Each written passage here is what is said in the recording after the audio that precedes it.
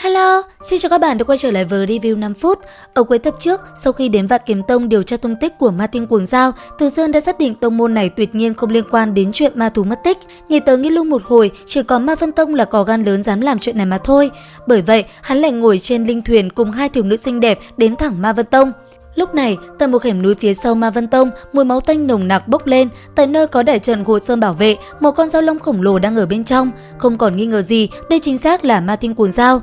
Để Ma Vân Tông có chỗ đứng trong giang hồ, tông chủ của tông môn là Phương Ẩn đã cùng Ma Thiên Cuồng Dao làm ra một giao ước. Chỉ cần Ma Thiên Cuồng Dao nguyện ý trở thành ma thú Hộ Sơn cho gã, thì tông môn nguyện dâng lên tu sĩ để nó hấp thụ nguyên đan. Trong lúc Phương Ẩn đem người đến cho con dao long kia, thì Từ Dương cũng đã đến cửa Ma Vân Tông.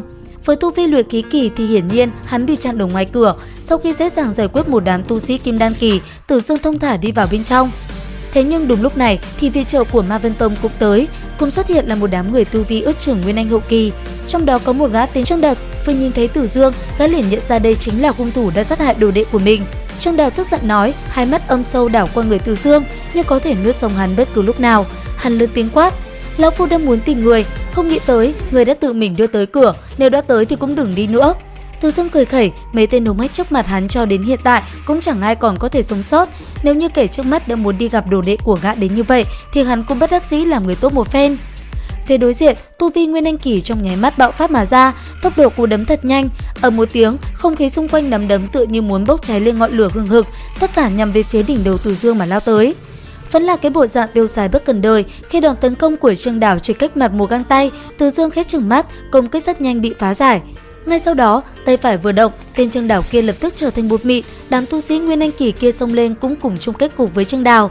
Những người đứng xem xung quanh há hốc mồm, dễ dàng đánh bại nguyên anh kỳ như vậy, chỉ sợ người chớp mắt đã đạt tới cảnh giới động thiên, đây chính là chu vi cấp độ truyền thuyết. Thoáng thấy không ai có thể là đối thủ của Từ Dương, tất cả đệ tử Ma Vân Tông đồng thời làm ra một động tác kích hoạt đại trận Hộ Sơn.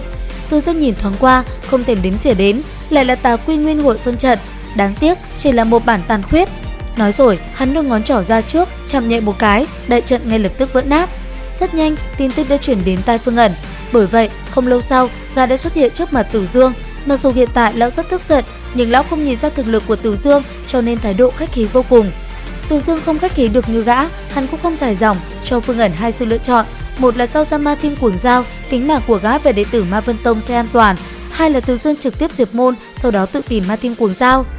Phương Ẩn nghe xong suýt té ngã, các căn bản không có sự lựa chọn, tính tới tính lui là quyết định dẫn Từ Dương ra sau hẻm núi, lợi dụng Ma Thiên Cuồng Dao giải quyết Từ Dương.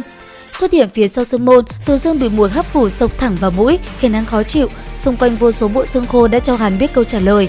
Cảm nhận có người đến, Ma Thiên Cuồng Dao bay một vòng trên không trung, rồi dừng lại trước mặt Từ Dương lên tiếng: nhân loại quả nhiên không đáng tin, đều là một lũ chán sống. Ma Thiên Cuồng Dao miệng nói tiếng người, âm thanh cực lớn, phảng phất như cửu thiên kinh lôi, làm cho núi đá xung quanh đều bị chấn động. Đối với chuyện này, Từ Dương có chút ngạc nhiên, nhưng rất nhanh hắn lạnh lùng lên tiếng: được rồi, đừng nói nhảm nữa, người đã không muốn ngoan ngoãn nằm yên trong trận pháp, vậy thì cũng chỉ còn địa ngục mới chứa được ngươi thôi. Lời vừa dứt, thân hình Từ Dương đã xuất hiện ở đỉnh đầu Ma Thiên Cuồng Dao, hắn vuốt ve cái sừng lớn, bỗng nhiên nghĩ tới, đây chính là linh dược hiếm gặp, có thể luyện chế không biết đan dược. Nghĩ tới đây, Từ Dương lập tức cười lạnh, một tay cầm cái sừng trực tiếp bẻ gãy.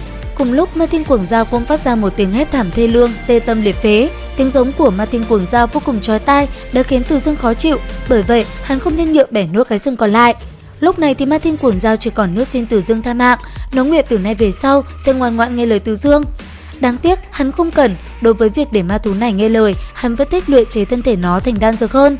Thấy lời nói của mình không có giá trị, Ma Thiên Cuồng Dao làm ra một động tác muốn đồng quy vu tận cùng với Từ Dương. Nhưng mà không cho nó cơ hội tự bạo, Từ Dương ngay lập tức đã xử lý nó dễ dàng. Đám người Ma Vân Tông lúc này không thể dùng hai từ sợ hãi là có thể hình dung. Sau khi thu về toàn bộ bảo bối của Ma Vân Tông, Từ Dương cũng trở về tông môn, mà Ma Vân Tông hiện tại tuy giữ được mạng sống, nhưng có lẽ bọn họ sắp phải đổi tên thành cái bang ra đường ăn xin đến nơi rồi. Tới đây thì cũng hết tập 20 luyện khí 10 vạn năm. Xin chào và hẹn gặp lại các bạn ở những video tiếp theo.